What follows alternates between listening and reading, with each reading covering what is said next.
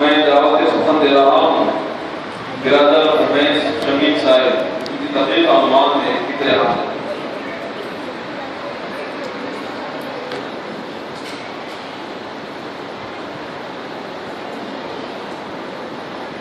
السلام علیکم ورحمۃ اللہ وبرکاتہ۔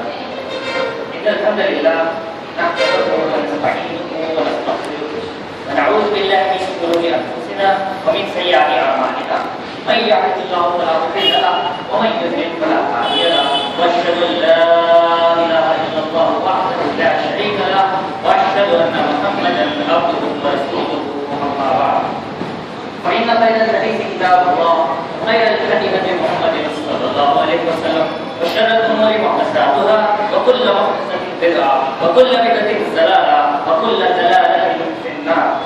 أعوذ بالله من الشيطان الرجيم، بسم الله الرحمن الرحيم، رب اشرح لي صدري ويسر لي أمري واحلل عقدة من لساني يفقهوا قولي رب زدني علما۔ بسم الله الرحمن الرحيم، قل هو الله أحد الله الصمد لم يلد ولم يولد ولم يكن له كفوا أحد۔ معزز قابل احترام علماء کرام، قابل عزت بزرگوں، نوجوان بھائیوں، عزیز بچوں اور میری پردہ نشین ماؤں، سب سے پہلے میں اللہ رب العزت کی تعریف، اس کی حمد و ثنا اور اس کا شکر ادا کرتا ہوں جس نے ہمارے لیے امن والا مذہب دین اسلام کو پسند کیا اور جس نے نہ صرف ہم کو اس دنیا میں پیدا کیا بلکہ ہماری رہنمائی، ہماری ہدایت کے لیے آسمان سے کتابیں اتاری اور ہمارے درمیان ہم میں سے ایک رسول کو مبعوث کیا۔ سبحان اللہ و بحمدہ سبحان اللہ العظیم۔ میں اللہ کی پاکیزگی بیان کرتا ہوں اس کے حمد و ثنا کے ساتھ، میں اللہ کی پاکیزگی بیان کرتا ہوں اس کی عظمت کے ساتھ۔ سبحان اللہ عدد خلقہ، اللہ کی مخلوق کی تعداد کے برابر تسبیح بیان کرتا ہوں۔ سبحان اللہ رضا نفسہ، اللہ کے راضی ہونے تک میں اللہ کی تسبیح بیان کرتا ہوں۔ سبحان اللہ زینت عرشہ، اللہ کے عرش کے بسن کے برابر میں تسبیح بیان کرتا ہوں۔ سبحان اللہ مداد کلماتہ، اللہ کے کلمات کی تحریر کے لیے جتنی سیاہی مطلوب ہے میں اس مقدار کے برابر اللہ کی تسبیح بیان کرتا ہوں۔ بے شک بے شک بے شک وہ ذات بڑی بابرکت ہے جس کے ہاتھ میں ہماری جان ہے۔ اس کے بعد انگنت درود و سلام ہو ہمارے محترم رسول، ہمارے اکرم رسول، ہمارے شاہد رسول، ہمارے رحمت رسول، سید الانبیاء، خطیب الانبیاء، صاحب مقام کوثر، صاحب مقام محمود، احمد مجتبیٰ، جناب محمد رسول اللہ صلی اللہ علیہ وآلہ وسلم پر اللہم صلی علی محمد وعلی آل محمد کما صلیت علی ابراہیم وعلی آل ابراہیم انک حمید مجید۔ اللہم بارک علی محمد وعلی آل محمد کما بارکت علی ابراہیم وعلی آل ابراہیم انک حمید مجید۔ معزز سامعین، انشاءاللہ آج میں جس عنوان پر خطاب کروں گا وہ ایک بہت اہم، بہت ضروری، بہت قابل غور اور بہت قابل لحاظ موضوع ہے۔ میرا عنوان ہے فکر آخرت۔ کسی شاعر نے بڑا خوب کہا ہے، آنے جانے کا کھیل جاری ہے، کوئی کیا جانے کس کی باری ہے۔ آنے جانے کا کھیل جاری ہے، کوئی کیا جانے کس کی باری ہے۔ سر پر مڑلا رہا ہے اسرائیل، موت کا خوف دل پہ طاری ہے۔ یوں تو میٹھا بہت ہے یہ جام حیات، یوں تو میٹھا بہت ہے یہ جام حیات، آخری ہونٹ اس کا خالی ہے، آخرکار سب جدا ہوں گے، آخرکار سب جدا ہوں گے، 4 دن کی یہ زندگانی ہے۔ میرے مسلمان بھائیوں، ہمارا ایمان ہے کہ دنیا فانی ہے، کل من علیہا فان، ہر چیز کو ایک دن فنا ہونا ہے۔ ہم یہ بھی جانتے ہیں کہ ایک دن ہمیں مرنا ہے، کل نفس ذائقۃ الموت، ہر نفس کو موت کا مزہ چکھنا ہے۔ اور ہم اس بات پر بھی یقین کرتے ہیں کہ قبر میں سوال جواب ہوں گے اور پھر جب سور پھونکا جائے گا تو آخرت کی گھڑی اللہ کی طرف سے ہوتا ہے۔ فکر ہم کو مگر ہوتی نہیں، ڈر ہم کو مگر لگتا نہیں۔ اللہ تعالیٰ فرماتے ہیں سورہ انبیاء کی پہلی آیت میں، بسم اللہ الرحمن الرحیم،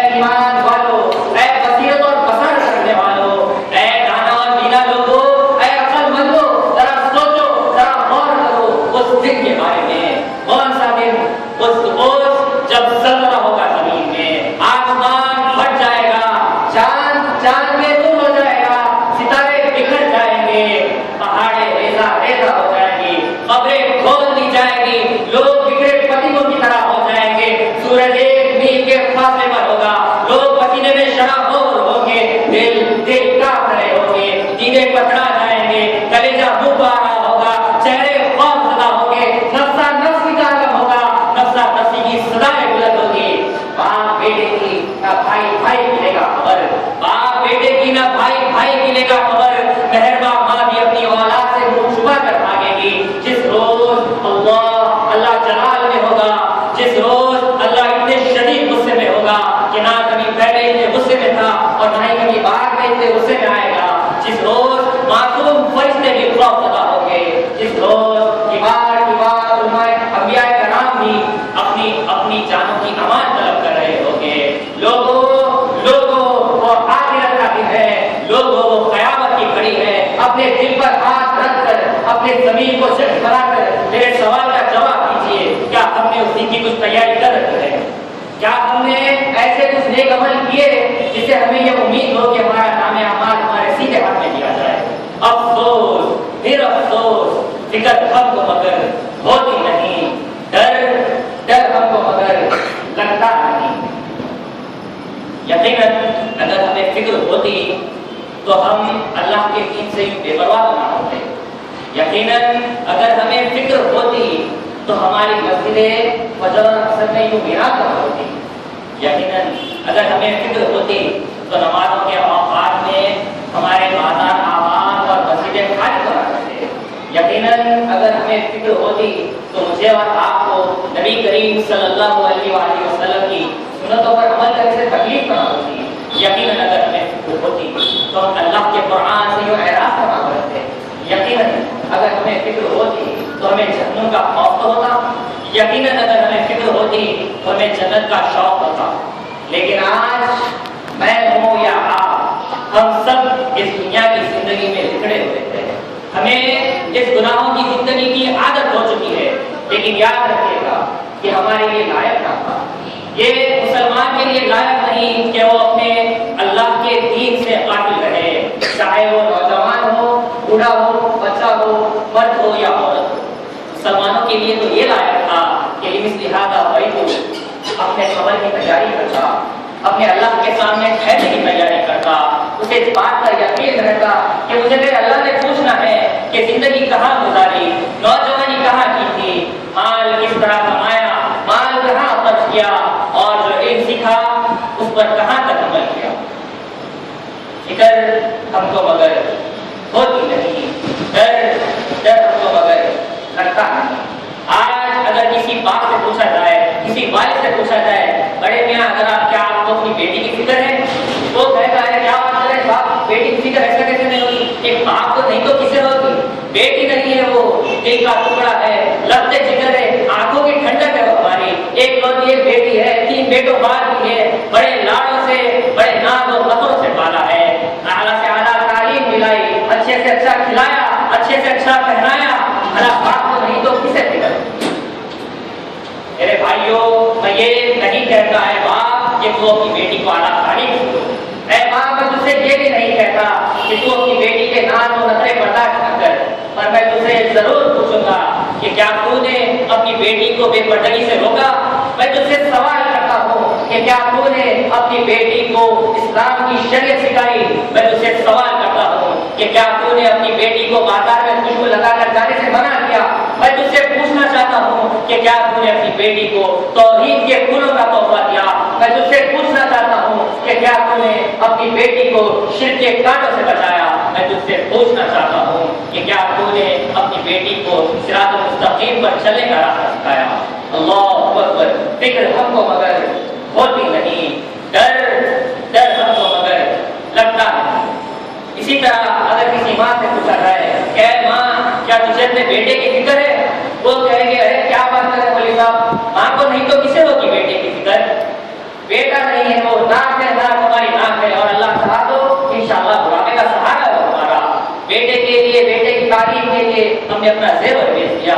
बेटा सुबह स्कूल को जल्दी जाता है, कॉलेज को जल्दी जाता है, तो पहले हम अपनी नींद कुर्बान कर उसे उठाते हैं और इसके बाद से गरम गरम नाश्ता परोसते हैं और इसके जेब खर्च के लिए 100-200 रुपए भी देते हैं। बेटे ने कहा अपनी बाइक दिलाई, हमने गाड़ी दिला दी। बेटे ने कहा अपनी फोन दिलाई, हमने फोन दिला दिया। बेटे ने कहा अपनी कंप्यूटर दिलाई, हमने कंप्यूटर दिला दिया। अल्लाह अगर फिक्र ना होती तो सब क्यों करते? ऐ मुअज़्ज़ज़ मोहतरम माँ, اپنے بیٹے کی پرواہ نہ کر. میں تجھ سے یہ نہیں کہتا کہ تو اپنے بیٹے کو اعلیٰ تعلیم کرو. میں تجھ سے یہ بھی نہیں کہتا کہ تو اپنے بیٹے کے خواہش تمناؤں کو پورا نہ کر. پر میں یہ ضرور کہوں گا کہ ماں جب میرا بیٹا فجر کو گھوڑے بیچ کر سو رہا تھا تو تو خاموش تھی. جب میرا بیٹا اپنے باپ سے چھپ کر سگریٹ نوشی کرتا تھا تو جانتی تھی پھر بھی تو خاموش تھی. جب میرا بیٹا بلا عذر رمضان کے روزے ترک کرتا تھا تو جانتی تھی لیکن تو خاموش تھی. جب میرا بیٹا غیر اللہ کے نام نظر نیاز کرتا تھا تو جانتی تھی پھر بھی تو خاموش تھی. تیرا بیٹا جب بازو میں کالے تاگے اور گلے میں تعویذ لٹکا کر پھرتا تھا تو خاموش تھی. جب تیرا بیٹا تیرے سامنے ٹی وی پر بےہودہ عورتوں کو ناچتے کھیلتے دیکھتا تھا تو خاموش تھی. اے ماں، اے معزز ماں، اے محترم ماں، میں تجھے تیری ممتا کو للکار کر تجھ سے پوچھنا چاہتا ہوں کہ اللہ نہ کرے کہ تیرے آنکھوں کے سامنے تیرا بیٹا تو صرف پار نہ کر سکا تو کیا تو خاموش رہ پائے گی؟ اللہ نہ کرے اگر تیرے بیٹے کو کھولتی ہوئی بھڑکتی ہوئی جہنم کی آگ میں ڈال دیا جائے، اسے تندور بنا دیا جائے تو کیا تو خاموش رہ پائے گی؟ اللہ نہ کرے اگر تیرے بیٹے پر کھولتا ہوا گرم پانی ڈالا جائے تو کیا تو خاموش رہ پائے گی؟ اللہ نہ کرے اے ماں میں تجھ سے سوال کرتا ہوں اگر تیرے بیٹے کو زہریلے سانپ بچھو دستے رہے کاٹتے رہے تو کیا تو خاموش رہ پائے گی؟ اللہ نہ کرے اگر تیرے بیٹے کا ٹھکانا جہنم کی وادیاں ہو جائے تو کیا تو خاموش رہ پائے گی؟ ہرگز نہیں. مگر فکر ہم کو ہوتی نہیں، ڈر ہم کو مگر لگتا نہیں. اسی طرح اگر کسی تاجر سے پوچھا جائے اے بھائی کیا تجھے اپنے کاروبار کی فکر ہے؟ وہ کہے گا ارے بھائی فکر نہ ہوتی تو 15-16 سال سے میری دکان کیسا چلتی تھی؟ الحمدللہ اللہ کا فضل و کرم میں صرف 2 ٹائم میں کھانا کھاتا ہوں. پوچھا گیا کیوں؟ کہے گا تاکہ دھندا ٹھنڈا نہ ہو. اور کہے گا کہ اب تو بھائی بینک سے لون بھی مل گیا ہے تاکہ دکان کی توسیع ہو سکے، تاکہ دکان کو بڑا کر سکوں. اللہ اکبر، اللہ اکبر. اللہ کو بھول گئے لوگ فکر روزی میں، اللہ کو بھول گئے لوگ فکر روزی میں. خیال رزق ہے، رزاق کا کچھ خیال نہیں. اللہ اکبر. اے تاجر میں تجھ سے یہ نہیں کہتا کہ تو دنیا داری چھوڑ دے، میں تجھ سے یہ نہیں کہتا کہ تو کاروبار کی بلندیوں تک نہ پہنچ، میں تجھ سے یہ بھی نہیں کہتا کہ اپنی بوڑھی ماں اپنے چھوٹے چھوٹے بچے بیٹوں کو چھوڑ کر تو جنگل میں چلے جا، سنیاسی بن جا، 40 دن 6 مہینے کے لیے چلے جا. نہیں، میں تجھ سے پر یہ ضرور کہوں گا کہ تو کیسے اپنے آپ کو اتنا طاقتور سمجھ رہا ہے کہ تو اللہ اس کے رسول سے جنگ کرنے کے لیے تیار ہو جائے ایک سود کی حرام مال کے لیے. اللہ اکبر. میں تجھ سے ضرور پوچھنا چاہتا ہوں اے تاجر کہ جس طرح تو ہر روز گھر جا کر نفع نقصان کا حساب کرتا ہے، کیا تم نے کبھی اپنے نفس کا بھی محاسبہ کیا اسی طرح؟ میں تجھ سے پوچھنا چاہتا ہوں کہ جس طرح مؤذن دن میں 5 مرتبہ حی علی الصلاۃ حی علی الفلاح کی صدائیں بلند کرتا ہے، کیا تیرے ہاتھ گلے سے نکل کر اللہ اکبر کے لیے بھی اٹھے تھے؟ اللہ اکبر. یقیناً فکر ہم کو مگر ہوتی نہیں، ڈر ہم کو مگر لگتا نہیں. میرے بھائیوں جانے سے پہلے میں ایک بات کہنا چاہوں گا کہ فکر آخرت کو بیدار کرنا کوئی بڑی بات نہیں. یہ کوئی راکٹ سائنس نہیں ہے جسے سمجھنے کے لیے بہت علم کی ضرورت ہو یا بہت محنت کرنی پڑے. شاید نے بڑا خوب کہا ہے کہ ذرے ذرے سے پہاڑ بنتا ہے اور قطرے قطرے سے دریا ہوتی ہے. اگر ہم چھوٹی چھوٹی سنت کو اپنائیں گے، اگر ہمیں دین اسلام کی چھوٹی چھوٹی چیزیں یاد رہیں گی تو انشاءاللہ تعالی ہمارے اندر آخرت کی فکر ضرور پیدا ہوگی. اور اس سے اہم بات اگر ہمیں موت کی یاد رہے گی تو انشاءاللہ تعالی ہمیں آخرت کی فکر ہوگی. انسان کی یہ زندگی جتنی بھی لمبی کیوں نہ ہوتا ہے بلاخر اسے ایک دن ختم ہونا ہے. اس دنیا میں ہم جتنا بھی جی لیں بلاخر ایک دن یہ دنیا چھوڑ کر جانا ہے. موت سے ہم کتنا بھی دور بھاگ لیں، موت اپنے پنجے دبوچ کر ہمیں پکڑ نہیں لے گی. ہماری ایک ایک سانس موت کی طرف ایک قدم ہے. یہ موت بڑی کڑوی حقیقت ہے. یہ ایسا جام ہے جسے سب کو پکڑنا ہے. یہ ایسا دروازہ ہے جسے سب کو گزرنا ہے. اور جسے مرنا یاد ہو اور جسے موت یاد ہو، جسے اپنے اللہ سے ملنا یاد ہو، وہ کبھی اپنے اللہ کی شریعت اس کے دین سے غافل نہیں رہ سکتا. جس کو یہ یقین ہو کہ آج میں دھرتی کے اوپر ہوں، کل دھرتی کے نیچے جانا ہے، آج کسی کے یتیموں کو سمجھا رہا ہوں، کل کوئی میرے گھر والے، کل کوئی میرے یتیموں کو سمجھائے گا، آج کسی کو کفن پہنا رہا ہوں، کل کوئی مجھے کفن پہنائے گا، آج کسی کی لاش کو غسل دے رہا ہوں، کل کوئی میری لاش کو غسل دے گا، آج کسی کے نماز جنازہ میں شامل ہوں، کل کوئی میرے نماز جنازہ میں شامل ہوگا، آج کسی کے جنازے کو کھانا دینے کے لیے بھاگ رہا ہوں، کل کوئی اسی طرح میرے جنازے کو کھانا دینے کے لیے آگے ہوگا۔ اللہ سے دعا ہے کہ اللہ سب سے پہلے اس گناہگار اس یاقار کو موت کی کڑوی حقیقت کو اپنے سامنے رکھنے کی توفیق دے، اس کے بعد آپ تمام کو موت کی یاد بیدار کرے۔ اللہ سے دعا ہے کہ جو کچھ کہا گیا اس پر عمل کرنے کی توفیق دے۔ اے اللہ ہم گنہگار ہیں، ہمارے گناہوں کو معاف کر دے۔ رب اغفر لی وتب علی انک انت التواب الرحیم۔ رب اغفر لی ولوالدی وللمؤمنین یوم یقوم الحساب۔ اے اللہ ہمارے والدین پر رحم کر۔ اے اللہ ہمارے تمام اہل و عیال کو جنت الفردوس میں داخل کر۔ اگر حساب کتاب کے ہم سب کو جنت کے عظیم وادیوں میں لے جا۔ اللہ اکبر۔ یا اللہ تو غفور ہے، یا اللہ تو رحیم ہے، یا اللہ تو غفار ہے، یا اللہ تو توبہ کو قبول کرتا ہے، ہمیں معاف کر دے اور ہمیں اپنی رحمت کے ذریعے جنت میں داخل کر دے۔ جہنم کی ہولناکیوں سے بچا، حشر کی ہولناکیوں سے بچا۔ ہم تیرے ہی بندے ہیں، ہمیں موت آئے تو اس حال میں کہ ہم تیرے پر خبردار ہو۔ وآخر دعوانا الحمدللہ رب العالمین۔ السلام علیکم ورحمۃ اللہ وبرکاتہ۔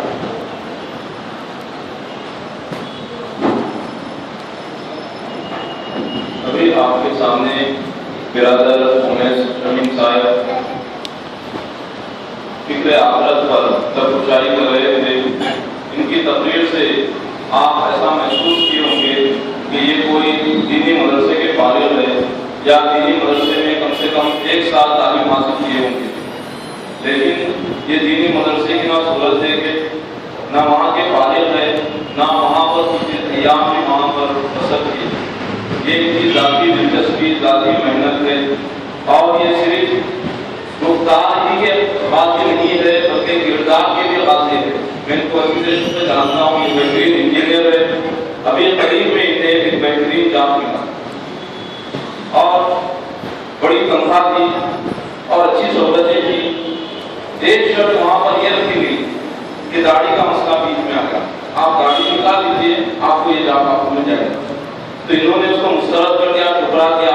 اس کے بعد آخر میں اس نے یہ یہاں تک کہا کم سے کم آپ داڑھی کو کم کر دیجیے، آپ کو یہ جاب پکا ہے، آپ کو یہ جاب مل جائے گا، یہ سہولتیں، یہ تنخواہ ہے، اچھی بڑی تنخواہ ہے، اور شرط یہ ہے کہ داڑھی کو کم سے کم کر دیا۔ آپ نے اس کو بھی ٹھکرا دیا۔ تو آپ صرف گفتار ہی کے قاصد نہیں ہے بلکہ کردار کے بھی قاصد ہے۔ ہماری سوسائٹی کو ایسے نوجوانوں پر فخر ہے اور ان کی یہ بھی دلی دعائیں ہیں کہ